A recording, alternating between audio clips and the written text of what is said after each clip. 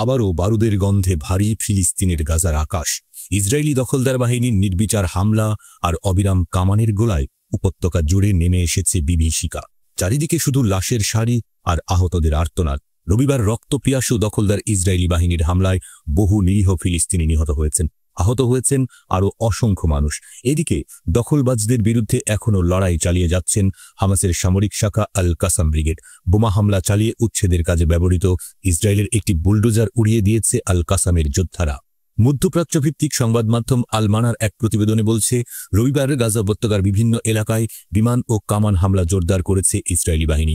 হামলা জোরদারের পর ফিলিস্তিনিদের হতাহতের সংখ্যা বেড়েছে। গাজা শহরের আল আহলি ব্যাপিস্ট হাসপাতালের মেডিকেল সূত্র জানিয়েছে, শহরের উত্তর পূর্ব আল তুফা এলাকায় একটি বাড়িতে বিমান হামলা চালায় ইসরায়েলি বিমান বাহিনী। এই হামলার পর 5টি মৃতদেহ এবং একাধিক আহত বেসামরিক নাগরিককে হাসপাতালে আনা হয়েছে। এছাড়া গাজার আল দারাজ এলাকায় জনাকীর্ণ আল জাওয়াইয়া বাজারে বেসামরিক নাগরিকদের উপর ড্রোন হামলা চালিয়েছে। এতে করে সেখানেও বহু হতাহতের ঘটনা ঘটেছে। সাধারণ ফিলিস্তিনিরা খাবার সংগ্রহের জন্য বাজারটিতে এসেছিলেন বলে ধারণা করা হচ্ছে। একই সময়ে গাজার খান ইউনিসের মধ্যাঞ্চলে কামান দিয়ে ব্যাপক গোলাবর্ষণ করেছে ইসরায়েলি সেনারা।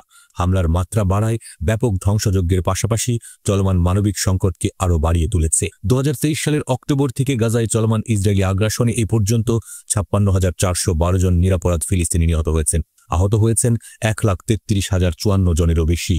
ইসরায়েলি হামলার কারণে জরুরি ও বেসামরিক প্রতিরক্ষা দলগুলোর পক্ষে ধ্বংসস্তূপের নিচে আটকা পড়া হাজার হাজার হতাহতদের কাছে পৌঁছানো ঠিক কঠিন হয়ে পড়েছে।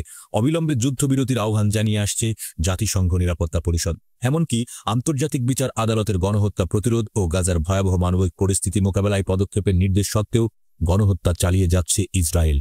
এদিকে এই আগ্রাসনের মুখেও হাল ছাড়ছেন না ফিলিস্তিনি প্রতিরোধ যোদ্ধারা। খান ইউনিসের পূর্বে বিনি সুহেইলার আল শাহলাত এলাকায় ইসরায়েলি বাহিনীর একটি D9 মডেলের সামরিক বুলডোজারকে উড়িয়ে দিয়েছে আল কাসাম ব্রিগেড। বুলডোজারটিতে ইয়াসিন 105 শেল নিক্ষেপ করে সেটি পুরোপুরি ধ্বংস করা হয়েছে। এদিকে গাজায় সামরিক অভিযানের ভবিষ্যৎ নিয়ে রবিবার রাতেই বিশেষ আলোচনায় বসবে ইসরায়েলি সরকার ও তাদের সেনাবাহিনী। সংবাদ মাধ্যম ইসরায়েল হায়ম জানিয়েছে, এতে নিরাপত্তা নেতা, সরকারের জোট নেতা ও কৌশলগত বিষয়ক মন্ত্রী রন ডারমার অস্থায়ী যুদ্ধবিরতি নিয়ে আলোচনা করবেন। সংবাদ মাধ্যমটি বলেছে, ইসরায়েলি সেনাপ্রধান ইয়াল জামির সামরিক অভিযান নিয়ে জানাবেন। এতে গাজার কতটুকু অংশ ইসরায়েলি সেনা এবং কতটুকু অংশ হামাসের নিয়ন্ত্রণে আছে সে ব্যাপারে অবহিত করতে পারবেন তিনি। বৈঠকে তিনি বলতে পারেন, গাজায় সেনাদের অভিযান প্রায় শেষ হয়েছে। 2022 সালের 24 ফেব্রুয়ারি শুরু হওয়া রাশিয়া ইউক্রেন যুদ্ধ আজও থামেনি। তৃতীয় বছরে পা রাখা এই যুদ্ধ এখন কেবল দুটি দেশের মধ্যে সীমাবদ্ধ নেই, এটি রূপ নিয়েছে বৈশ্বিক রাজনীতির এক গভীর সংকটে। ইউক্রেনের রুশ সেনাদের হামলায় প্রাণহানির সংখ্যা প্রতিনিয়তই বাড়ছে। শহরগুলো পরিণত হয়েছে ধ্বংসস্তূপে, আর ইউক্রেন ছেড়ে ইউরোপে বিভিন্ন দেশে বাস্তুচ্যুতের মতো ঘুরছে লাখ লাখ মানুষ। রবিবার রাতভর ইউক্রেনে যুদ্ধ শুরুর পর এ যাবৎকালের সবচেয়ে বড় বিমান হামলা চালিয়েছে রাশিয়া। এই তথ্য জানিয়েছেন ইউক্রেনের একজন কর্মকর্তা। ইউক্রেনের বিমান বাহিনী জানিয়েছে, রাশিয়া আকাশপথে মোট 537টি হামলা চালিয়েছে। এর মধ্যে 477টি ড্রোন ও ডেকই এবং 60টি ক্ষেপণাস্ত্র ছিল। এর মধ্যে 249টি ভূপাতিত করার দাবি করেছে ইউক্রেন। এছাড়া 226টি ইলেকট্রনিক জ্যামিংয়ের কারণে লক্ষ্যভ্রষ্ট হয়েছে বলেও দাবি করেছে ইউক্রেনীয় বাহিনী। বার্তা সংস্থা এপিকে ইউক্রেনের বিমান বাহিনী যোগাযোগ বিভাগের প্রধান ইউরি ইহনাদ বলেন, শনিবার রাতে ইউক্রেনের উপর সবচেয়ে বড় বিমান হামলা চালিয়েছে রাশিয়া। তাদের ছোড়া ড্রোন ও বিভিন্ন ধরনের ক্ষেপণাস্ত্রের পরিমাণ ছিল অসংখ্য। পশ্চিমা গণমাধ্যমগুলো বলছে, ইউক্রেনের বিভিন্ন অঞ্চলকে লক্ষ্যবস্তু করেছে রাশিয়া, যার মধ্যে সম্মুখ সমরক্ষেত্র থেকে দূরে পশ্চিম ইউক্রেন রয়েছে।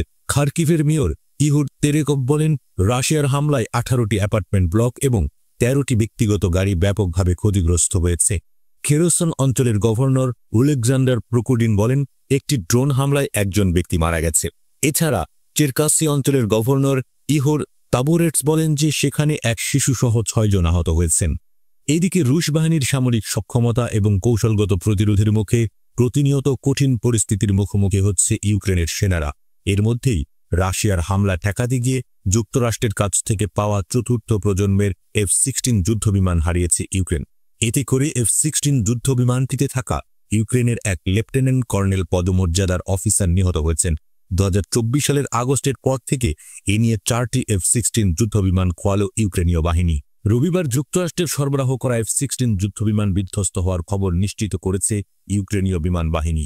টেলিগ্রামে দেওয়া এক বিবৃতিতে ইউক্রেনীয় বিমান বাহিনী জানায়, পাইলট F-16 যুদ্ধবিমানে থাকা সব অস্ত্র ব্যবহার করে 7টি রুশ বিমানের হামলা প্রতিহত করেছেন। তবে শেষ হামলা ঠেকাতে গিয়ে যুদ্ধবিমানটি ক্ষতিগ্রস্ত হয় এবং নিচে পড়ে দিতে থাকে। যুদ্ধবিমানটি যেন লোকালয়ে না পড়ে তা নিশ্চিত করতে পাইলট সেটিকে একটি জনবসতি এলাকা থেকে দূরে সরিয়ে নিয়ে যান, কিন্তু তিনি আর যুদ্ধবিমানটি থেকে বের হতে পারেননি বলেও জানায় ইউক্রেনীয় বিমান বাহিনী। রুশ বাহিনীর বিপক্ষে আরও একটি F-16 যুদ্ধবিমান বিধ্বস্ত হওয়ার ঘটনা ইউক্রেনের বিমান বাহিনীর চলমান চ্যালেঞ্জগুলোকেই তুলে ধরে। যদিও সাম্প্রতিক সময়ে ইউক্রেনের প্রতি পশ্চিমা সমর্থন বেড়েছে। চরম ক্ষেপেছে ইসরায়েলের সেনারা। কর্তৃপক্ষের সরবরাহ করা বিভিন্ন যন্ত্রাংশ এবং সরঞ্জামের ত্রুটির কারণে গাজায় বিপদে পড়ছে ইসরায়েলের সাধারণ সৈন্যরা। সম্প্রতি গাজার স্থলভাগে সামরিক অভিযান পরিচালনা করতে গিয়ে একের পর এক হোঁচট খাচ্ছে দখলদার সৈন্যরা। এতে ইসরায়েলি সেনাবাহিনী হারাচ্ছে গুরুত্বপূর্ণ সব সেনা সদস্যদের। মূলত পর্যাপ্ত গোয়েন্দা তথ্য, দুর্বল পরিকল্পনা এবং ত্রুটিপূর্ণ নেতৃত্বের কারণে ভয়াবহ বিপর্যয়ের মুখে পড়তে হচ্ছে বলে গাজায় যুদ্ধ করা সেনারা মঙ্গলবার গাজার দক্ষিণে খান ইউনিস শহরে প্রতিরোধ যোদ্ধাদের ফাঁদে পা দেয় ইসরায়েলি সেনারা। সেই ফাঁদে পড়তেই দখলদার সেনাদের বহনকারী একটি সাজোয়া যান বিস্ফোরিত হয় এবং তাতে আগুন ধরে যায়। এই ঘটনায় 7 ইসরায়েলি সেনা সদস্য নিহতের খবর স্বীকার করে IDF।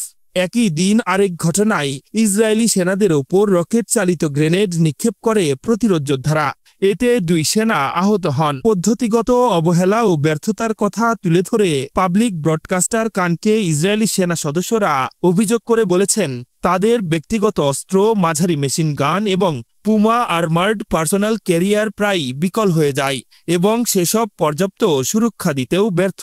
সেনাদের মতে এই যান্ত্রিক ত্রুটিগুলোর পুনরাবৃত্তি খান ইউনিসে প্রাণঘাতী ঘটনার জন্য বড় ধরনের অবদান রেখেছে। সেনাদের ভয়াবহ এই অভিযোগের কোনো জবাব দেয়নি দখলদার সেনাবাহিনীর শীর্ষ নেতৃত্ব। খান ইউনিসের বিষয়টি নিশ্চিত করলেও এ নিয়ে মুখে কুলুপ এঁটেছে তারা। গাজায় যুদ্ধ শুরু হওয়ার পর থেকে এই ঘটনাকে সবচেয়ে ভয়াবহ অবহেলা হিসেবে আখ্যা দিয়েছে ব্রডকাস্টার কান। বিশ্লেষকরা বলছে, প্রায় 2 বছর ধরে চলা সামরিক অভিযানের কার্যকারিতা এখন অনেকটাই হ্রাস পেয়েছে। সেনা সদস্যদের মনোবল হারানোর কারণেই এমনটি হয়েছে বলছেন তারা। গাজার যোদ্ধাদের পুরোপুরি নির্মূল করতে না পারাও একটি বড় ব্যর্থতা বলছেন সমরবিদদের কেউ কেউ। দীর্ঘদিন ধরে চলা ইসরায়েলের আগ্রাসনে প্রতিরোধ যোদ্ধাদের কোনো অবকাঠামোই অবশিষ্ট নেই। তবু ধ্বংসস্তূপে দাঁড়িয়ে দখলদার সেনাদের বড় পরীক্ষা নিচ্ছে গাজার সশস্ত্র গোষ্ঠী। উন্নত সব প্রযুক্তির সহায়তা নিয়েও তাদের যুদ্ধ কৌশল ও দমনে কার্যকরী পদক্ষেপ নিতে ব্যর্থ হচ্ছে নেতানিয়াহুর বাহিনী। বিশ্লেষকদের মতে এভাবে চলতে থাকলে গাজা নিয়ন্ত্রণে নেয়া তো দূরের কথা, জয় পাওয়াই কঠিন হয়ে যাবে।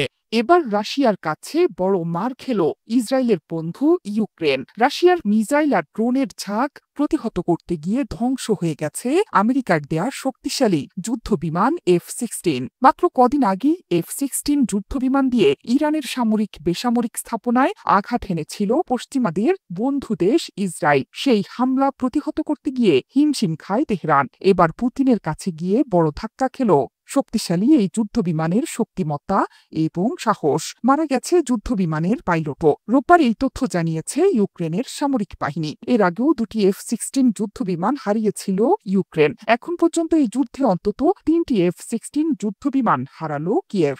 রাশিয়া থেকে আসা মিসাইল প্রতিহতের মিশনে ছিল F-16 যুদ্ধবিমানটি। অন্তত 7টি মিসাইল এবং ড্রোন গুলি করে ভূপাতিত করা হয়েছিল এই যুদ্ধবিমান থেকে। শেষ লক্ষ্যবস্তুতে আঘাত হানার সময় মারাত্মকভাবে ক্ষতিগ্রস্ত হয় যুদ্ধবিমানটি। সাথে সাথে গতিপথ হারিয়ে ফেলে সেটি। সব রকম চেষ্টা সত্ত্বেও নিজেকে কিংবা যুদ্ধবিমানকে বাঁচাতে পারেনি পাইলট। রাশিয়ার সামরিক বাহিনী জানিয়েছে, একযোগে অন্তত 477টি ড্রোন আর বিভিন্ন ধরনের 7টি মিসাইল ছুড়েছে মস্কো। এর মধ্যে 211টি ড্রোন এবং 38টি মিসাইল ধ্বংস হয়েছে বলে দাবি করেছে ইউক্রেন। অন্তত 6 জায়গায় এসব মিসাইল হামলা চালানো হয়েছে। পাশাপাশি পূর্ব ইউক্রেনের কৌশলগত শহর পোক্রোভস্ক দখলের চেষ্টা আরো জোরদার করছে পুতিন বাহিনী। সেখানে প্রায় 1,10,000 সৈন্য জড়ো করেছে তারা। শুক্রবার এই ঘোষণা দিয়ে ইউক্রেনের সেনাবাহিনীর প্রধান ওলেকজান্দার সিরস্কি জানান, পোক্রোভস্কের আশপাশের 1,200 কিলোমিটার এলাকা দীর্ঘ সম্মুখ সারির মধ্যে সবচেয়ে ভয়ঙ্কর স্থান। রুশ বাহিনী 1 বছর ধরে এই শহর দখলের চেষ্টা চালাচ্ছে, এজন্য আক্রমণও চালিয়ে যাচ্ছে। অস্ত্রশস্ত্র নিয়ে সৈন্যরা এগিয়ে আসলেও এখনো শহরের দখল নিতে পারেনি তারা। পোক্রোভস্ক বড় কোনো শহর না হলেও এটি দখল করা মস্কোর একটি কৌশলগত লক্ষ্য। এটি গুরুত্বপূর্ণ সরবরাহ সড়ক ও রেলপথের উপরে অবস্থান করছে, যেটি এই অঞ্চলের অন্যান্য সামরিক ঘাঁটির সঙ্গেও সংযুক্ত। রুশ প্রেসিডেন্ট ভ্লাদিমির পুতিন স্পষ্ট করে বলেছেন যে তার লক্ষ্য হল দোনেস্ক এবং লুহানস্কের পুরো পূর্ব ইউক্রেনীয় অঞ্চল দখল করা। এর মধ্যে শহর দুটো আংশিকভাবে নিয়ন্ত্রণ করছে রুশ বাহিনী। যুদ্ধের আগে পোক্রোভস্কে প্রায় 60,000 মানুষ বসবাস করতেন। মনে করা হচ্ছে খুব দ্রুতই এই শহরের নিয়ন্ত্রণ নিয়ে নেবেন রুশ প্রেসিডেন্ট ভ্লাদিমির পুতিন।